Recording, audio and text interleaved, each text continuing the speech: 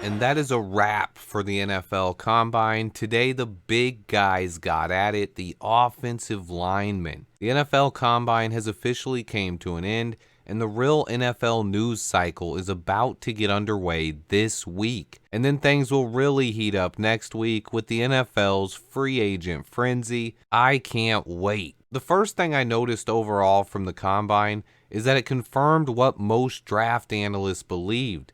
This class is loaded at least three positions: wide receiver, offensive tackle, and cornerback. The wide receiver class might easily be one of the best in NFL history. The offensive tackle class is loaded, especially in the top 50. I think a record number of both wide receivers and offensive tackles could go in the first two rounds of the draft potentially. This year's draft class is just stacked in the top 50 players. I would love to see a team's draft board this year.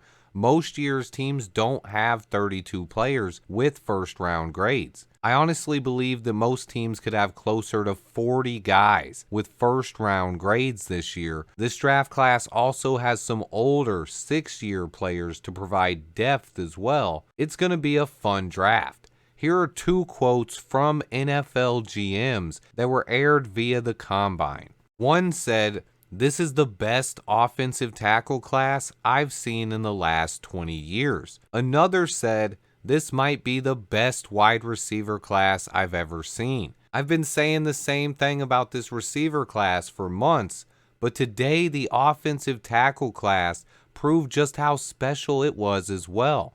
Huge words in the quotes. Sometimes people think I'm just hyping stuff up, but this wide receiver class, led by Marvin Harrison Jr., is the best I've ever studied, going back at least 20 years. Let's go ahead and get right into my standout players on the offensive line today. Number one, I put Troy Fautanu from Washington. He played left tackle the last 2 seasons after transitioning from guard.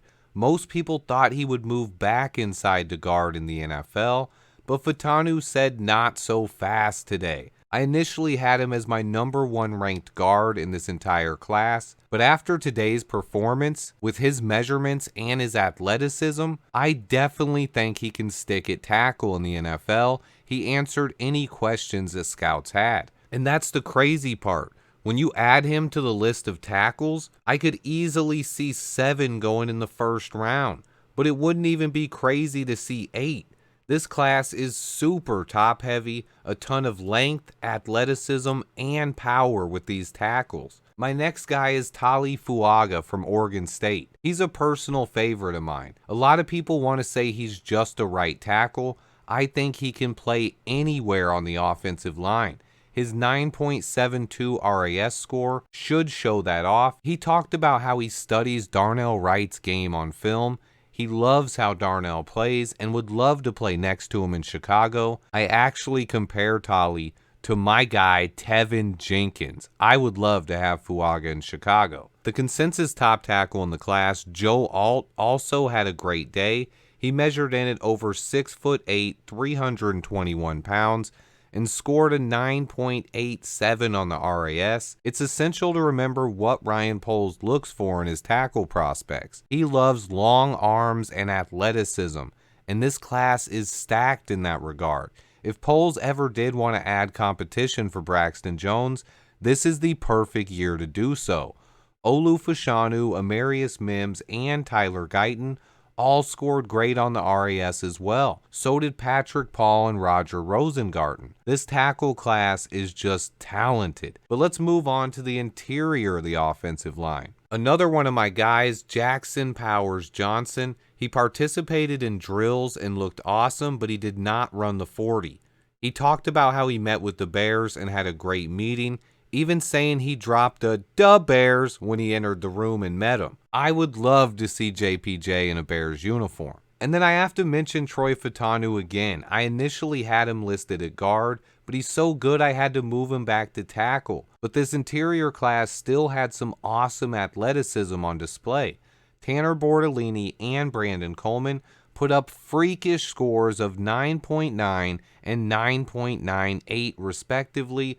Both guys looked awesome. I really loved what I saw from Christian Haynes today as well. He's another favorite of mine from UConn. He can play guard or center. He scored a 9.33 RAS. Kansas State's Cooper Beebe, he also dominated today. He scored a 9.53 on the RAS. I love his game. He played left tackle, but he's going to transition to guard in the NFL. As far as sleeper center prospects, I really like Bo Limmer and Tanner Bortolini. They're both big and athletic. Polls should really like both of them, and I think both of them should be available in round 3 or later in the NFL draft. Another guy I really like at center was Penn State's Hunter Nourzad. He confirmed that he met with the Bears, but he didn't get to test today. He's a guy that we should keep an eye on. Another sleeper to watch as far as guards is Garrett Greenfield from South Dakota State. He scored a 9.16 on the RAS.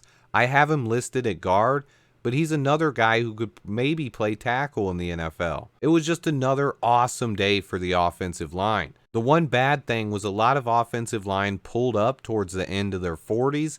I hope everyone escaped without any serious injuries. But overall, the NFL Combine showed off the talent in this year's receiver and offensive line class the most. I think it's also a great class for cornerbacks. The defensive line group has a lot of talent, but it's not as deep. The safety class is lacking top-end talent, but it does have some value. The running back class looks underwhelming early, but does have a lot of depth. The linebacker class is meh. The tight end class looks great. And then we get to the quarterbacks. If we're just talking about what we saw at the Combine, this class did not look very good. However, the big 3 quarterbacks all skipped the event. I really wish Caleb Williams would have worked out, and we could have seen him throw. But to be honest, he really didn't need to. And as far as the Combine goes, this QB class was underwhelming. All 3 of those guys will have pro days that we can watch this month on the NFL Plus. I also wanted to send some love to Chris Mortensen's family. He passed away today. I grew up listening to Mort, and it was a sad way to end the NFL Combine. The good news is that the NFL offseason is about to get started. I wouldn't be surprised if teams start making headlines as soon as tomorrow, especially with franchise tags and contract extensions coming up. Stay tuned, guys. I'll be here every step of the way to cover it. It's been a long week. Please hit that like button for me. Stay tuned, and until next time, bear down.